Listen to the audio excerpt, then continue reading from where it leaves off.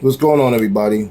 This is former Pennsylvania State Constable Stephen Wiggs of the 16th Ward, Allentown, Pennsylvania, coming to you guys with part 2 of why the judge found me guilty in New Jersey. Now, first, I would like to basically disclose why this information is important. This information is drastically important because at this current time, many people crossing into Pennsylvania and people in Pennsylvania don't know that this is a real thing. And they're getting jammed by the agency because they just simply don't know. They've been lied to drastically, not by just the Pennsylvania State Police and other agencies, but other constables have been disclosing bad information to the citizens out there because they just simply don't want people to know. People are finding out the hard way.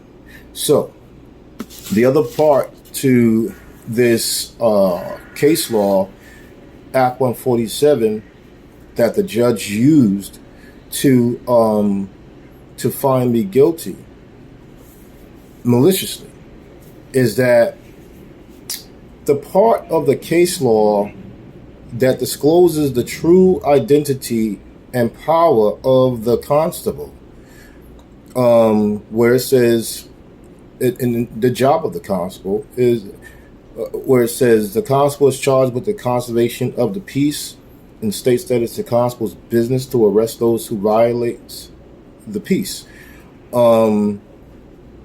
And it goes on to give the footnote, the constable is a police officer.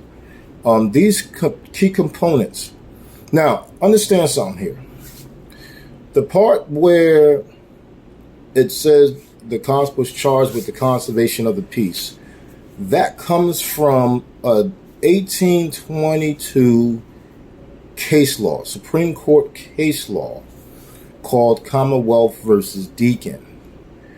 This is very important because although the case law is as old as the 1800s, given the fact that the Supreme Court pulled it back in the 1900s and it's currently being used today, as you know, like the Supreme Court distributed that 1800s case law, making it relevant today. In the 1900s, the 1990s, early 1990s, 1990, 1991, okay, more in particular. They brought that case law back up so that they could disclose in general what the constable's authority is and what the constable's job and role in society actually is.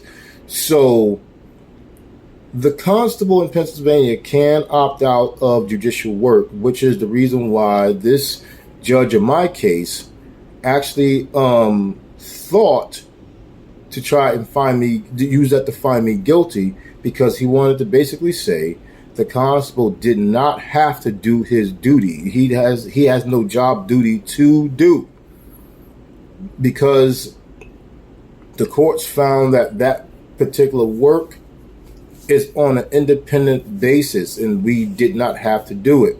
Well, what we do have to do in Pennsylvania is protect our citizens. We are charged per oath of office a duty, a character. This is our character trait, to be the conservation of the peace and to arrest those who violate that peace. And correct me if I'm wrong, but this is no different than any other peace officer. Any other peace officer. It doesn't matter what police department. It doesn't matter the state troopers, barracks, or the sheriff's department, It's just what it is. Okay? So, Commonwealth versus Deacon comes out in 1822. What is Commonwealth versus Deacon? Deacon is a jailer, a correction officer from out of Philadelphia. And Deacon was brought a defendant, a detainee or an arrestee by the constable named John Topham. Okay, his if I'm saying it wrong, forgive me. His last name is Topfam.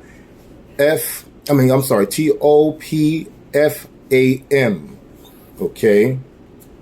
And the CO that tried to deny the arrestee by the constable is named Israel Deacon. Okay. And the CO Deacon thought that the constable only had the authority to bring someone in on a warrant that was signed by a judge. So he tried to deny the authority of the constable upon a warrantless arrest. And the judge in the Supreme Court denied Deacon his assertions and told Deacon, you cannot deny the authority of the constable. You cannot deny the common law power of the constable. Okay? And he told the CO the job of the constable is to be charged with the conservation of the peace, and states that it's the constable's business to arrest those who violate the peace. This is Commonwealth versus Deacon. So Deacon was reintroduced by the Supreme Court of Pennsylvania again in 1990, 1991. Okay? Further identifying the real role of the constable. Now, people can move with their opinions if they want, but it's a reality. I was one of those constables that made a couple of those arrests. And guess what?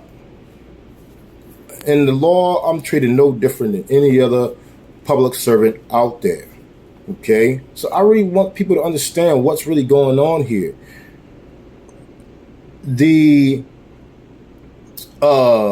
Supreme Court in the law that the judge in my case used,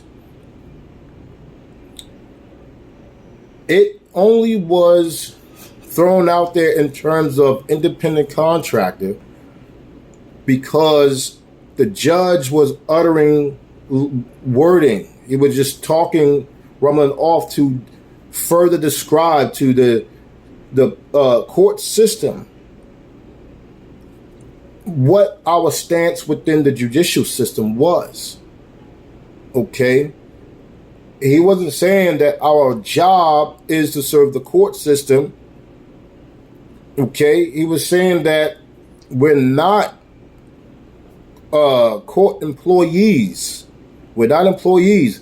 The deputy sheriffs, they're not employees of the judicial system. They're employees of the sheriff's department. Okay? And the sheriff himself in Pennsylvania is not directly tied to the judicial system in such a way. He is also a part of the executive branch. Okay? But the only thing that makes him tied to the county to serve on the county level is taxpayers' funding on the county level. That's it. But the duty of the constable has always been to preserve the peace. Okay, so that's the job of the constable. So to that judge and to every other person out there that really don't know this, the real role of the constable is to protect the citizens, no different than any other law enforcement official, from the Pennsylvania State Police on to the